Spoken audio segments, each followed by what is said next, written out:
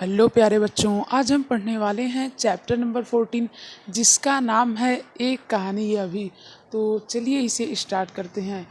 तो इसे स्टार्ट करने से पहले मैं आपको बता दूं कि इस वीडियो को अंत तक देखिए, तभी आप बोर्ड में अच्छा से अच्छा मार्क स्कोर कर सकते हैं। तो ये जो पूरी स्टोरी है इसमें जो मन्नू भंडारी जो लेखिका हैं वो हमसे अपने जीवन के बारे में बताती हैं, किस तरह वह अपने जीवन में किस तरह से आगे बढ़ी और किस तरह से वे सफल हुई। और ध्यान रखिएगा, वे इस लेख में बिल्कुल ही अपनी आत्मकथा के बारे में नहीं बताती हैं।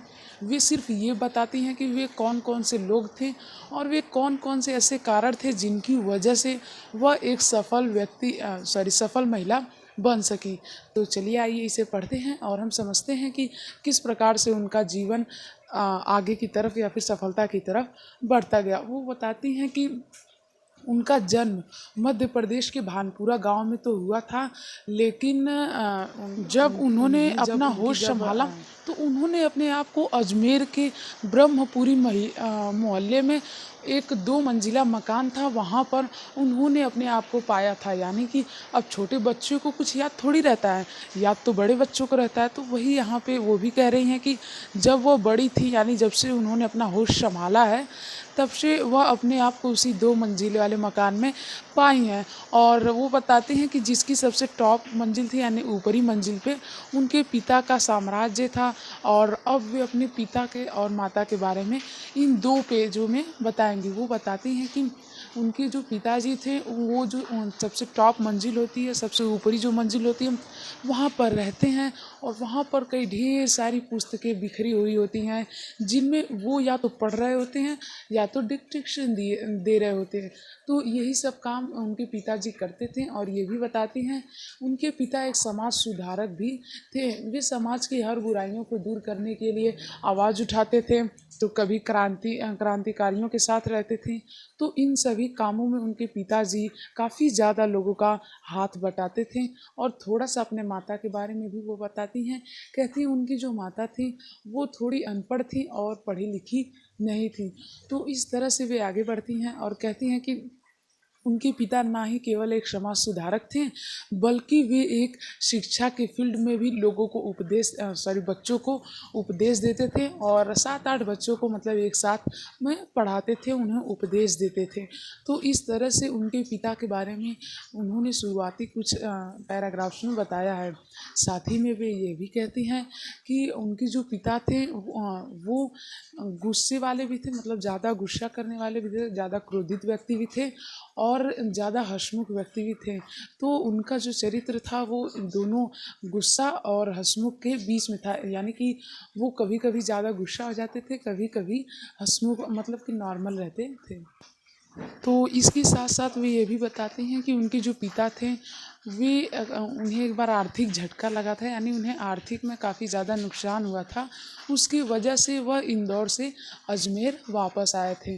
तो इसीलिए उन्होंने अकेले ही अपने अपने मतलब अकेले दम पे उस पूरे परिवार को खड़ा किया हुआ था। तो अगर आप इस पूरी लेख को एक बार अपने से पढ़ेंगे तो आपको बहुत ही अच्छी तरीके से समझ में आ जाएगा, क्योंकि मैं आपको पूरी समरी ही बता दे रहा हूँ और आप एक बार और पढ़ लेंगे तो सोने पे सुहागा हो जाएगा। तो इसे एक बार ज़रूर पढ़िएगा।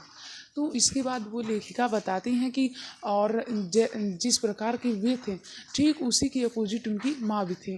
उसकी अपोजिट क्यों थी? क्योंकि उनकी माँ काफ़ी सहनशीलता और काफ़ी मतलब कि साधारण और सरल व्यक्तित्व की महिला थी। उनका मतलब पूरा दिन कैसे बीतता था? उनका पूरा दिन अपने 5 बच्चों की ख्वाहिशों और अपने पति की आज्ञा का पालन करने में ही व्यतीत हो जाता था। और जो उनके बच्चों की जिद्दें थी उसी को वो अपना कर्म और धर्म मानती थी। और इस प्रकार से वह उनके लिए खाना बनाती थी, जैसे नॉर्मल एक माँ करती है वो सारे काम वो करती थी। और वो ये भी बताती हैं कि उनकी माँ एक गृहिणी भी थी। तो इन दोनों पेजों में उन्होंने अपने माता और पिता के बारे में बताया है। तो उम्मीद है आपको उनके माता और पिता का चरित्र बहुत ही अच्छी तरीके से समझ में आया होगा। तो अगर आपको वीडियो अच्छी लग रही हो तो इसे लाइक करें। तो इसके बाद लेखिका पूरे अपने जीवन के बारे में बताती हैं। तो वो ये कहती हैं कि वही जो नॉर्मल एक छोटे लड़के रहते हैं उन्हीं की तरह उनका भी जीवन व्यतीत होता है, जैसे कि घरों की सीमा को न डाकना और घरों में ही खेलना। तो इस प्रकार की चीज़ें जितने भी लड़के छोटे बच्चे लोग या फिर बालिकाएं लोग घर में खेलती हैं, वही काम उनके भी साथ हुआ, वही चीज़ उनका भी बचपन उसी चीज़ों में बीता। लेकिन अंतर तो यही था कि उनके जो पिता थे, यानी जो लेखिका के जो पिता थे, वो उन्हें कभी भी रसोई घर में नहीं जाने देते थे। वो कहते थे कि जो रसोई घर है वो एक भटियार चारा है, यानी कि वहाँ पर अगर कोई भी बालिका जाती है तो उसका जीवन पूरी भट्ठी में मतलब कि जल जाता है। इसीलिए वो उसे कहते थे कि मैं इसे वहाँ पर नहीं जाने दूँगा। और उसके साथ साथ उनके पिता ने ये भी नियम निकाल रखा था कि उनके घर में किसी भी बालिका की शादी 16 वर्ष से कम आयु में नहीं होगी। तो इस तरह से जो उनका जीवन रहता है लेखिका का, वो बड़ी हो जाती हैं और बड़ी होते ही वे जब मतलब कि हाई स्कूल की परीक्षा पास कर लेती हैं, तब से उनके जीवन में चेंज आना शुरू होता है और तभी से इस चैप्टर का मेन पार्ट शुरू होता है। अभी तक तो वो अपने जीवन के बारे में बता रही होती हैं। तो अब वो कहती हैं कि जब वे नए कॉलेज में एडमिशन लेती हैं, यानी फर्स्ट ईयर में जब एडमिशन लेती हैं, तो शीला अग्रवाल ये एक ऐसी महिला रहती हैं जो पूरी लेखिका जो मन्नू भंडारी जी थी, इनके पूरे जीवन में चेंज लाती हैं और इनके पूरे जीवन को बदल के रख देती हैं। यानी कि यही एक ऐसी महिला रहती है जो उन्हें प्रेरित करती हैं कि किस प्रकार से हमें अपने आसपास की बुराइयों के खिलाफ आवाज़ उठाना चाहिए। और तब इसी प्रकार का वातावरण उनके आसपास में बना और वह एक नेता के समान बन गई। और इसके बाद उन्होंने कई सारे ऐसे काम किए जिसके कारण लोग उनकी तारीफ़ करते थे और उनके पिता से भी उनकी तारीफ़ करते थे। तो जब लोग उनके पिता से उनकी तारीफ़ करते थे तो उसे सुनकर उसके पिता, यानी जो लेखिका के पिता थे, वो काफ़ी खुश होते थे और अपने बेटी को कहते थे तुम इसी तरह अपने जीवन में आगे बढ़ते रहो। तो इसी तरह से वह कई सारे कारनामे करती थी, यानी जितने भी क्रांतियाँ होती थी उनके खिलाफ, या फिर किसी भी अगर महिला के साथ अन्याय होता था या फिर कोई भी ऐसा काम या फिर कोई भी सामाजिक बुराइयां अगर होती थी, तो वे जो लेखिका जो थी वो उन सभी चीज़ों के खिलाफ आवाज़ उठाती थी। उसके बाद साथ ही में उन्होंने ये भी बताया कि उनकी जो शादी थी वो एक राजेंद्र नामक व्यक्ति से हुई थी। तो जो लेखिका थी वो अपने कॉलेज में भी कई सारे हड़ताल करवाती थी। और जब बात आई 15 अगस्त 1947 की, तो आज़ादी के समय भी उन्होंने कई सारे हड़ताल किए थे। यानी कि जब आज़ादी चलती थी तो उस समय हड़ताल भी लोग करते थे ना, कि आज हम खाना नहीं खाएंगे अगर अंग्रेज हमारे देश को नहीं छोड़ के गए। तो इस प्रकार की जितने भी हड़ताल थे उन सभी हड़तालों में लेखिका भाग लेती थी और इस तरह वे एक नेता की तरह एक्ट करती थी अपने उस मोहल्ले की तरह, अपने उस छोटे से मोहल्ले के लिए। तो ये कुल मिला जुला कर जो हमें लेखिका बताना चाहती है अपने जीवन के बारे में, वो हमें ये बताना चाहती हैं कि वो किस तरह से राजनीतिक फील्ड में आए, राजनीतिक क्षेत्र में आए। तो उन्हें मतलब कि जो भी बचपन में ही उनके पिता उन्हें जब रसोई में नहीं जाने देते थे, तो जब जब वे किसी भी मतलब कि किन्हीं भी व्यक्तियों के साथ मीटिंग करते थे, तो उस जो वो लेखिका थी उन्हें अपने पास में भी बैठा लिया करते थे। कहते थे कि तुम भी बैठो और सुनो, देखो कि क्या हो रहा है हमारे समाज में और किस प्रकार की बुराइयां हैं हमारे समाज में, उसे समझो क्योंकि ये तुम्हारे भविष्य में काम देगा। और वही हुआ भी, जैसा कि मैंने आपको बताया, क्योंकि वही फ्यूचर में हुआ भी कि लेखिका जो थी वो एक नेता के तौर पर, वो एक महिला नेता के तौर पर नेतृत्व करती थी और कई सारे हड़ताल में भी भाग ली थी। तो उम्मीद है आपको ये चैप्टर बहुत ही अच्छी तरीके से समझ में आया होगा। तो हमारे चैनल को सब्सक्राइब करें और इस वीडियो को लाइक करना ना भूलें। इसके बाद मैं आपको बता दूं कि लेखिका अपने जीवन का 3 मुख्य ऐसी घटनाएं इस पाठ में बताती हैं जो उनके लिए काफ़ी ज़्यादा ज़रूरी हो जाती है।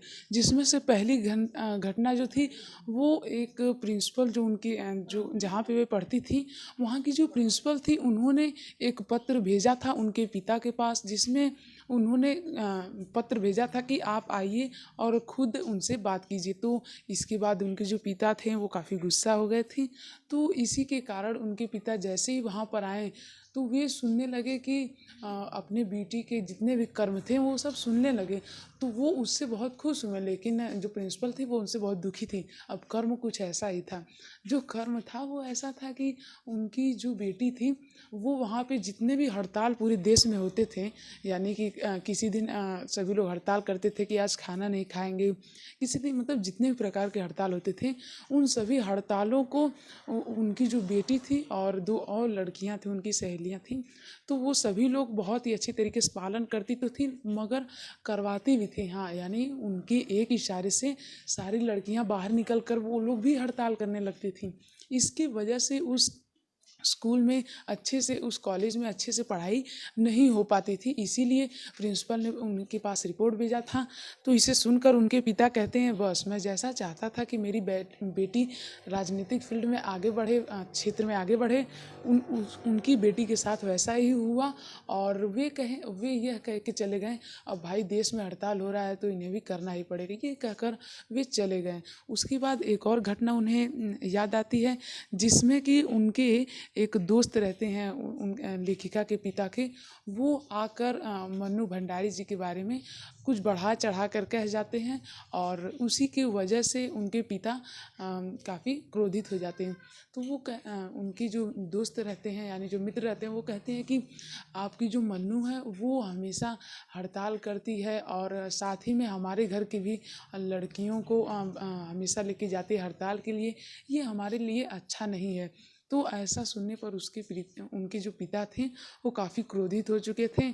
और फिर जैसे ही वे लेखिका इन सभी बातों से अनजान होकर अपने घर पर आती हैं, तो वो देखती हैं कि उनके जो मित्र हैं, यानी उनके पिता के जो दूसरे मित्र हैं और वहाँ के सबसे सम्मानित डॉक्टर थे अम्बालाल जी, वो भी वहाँ पर बैठे हुए उनकी पुत्री की तारीफ कर रहे थे।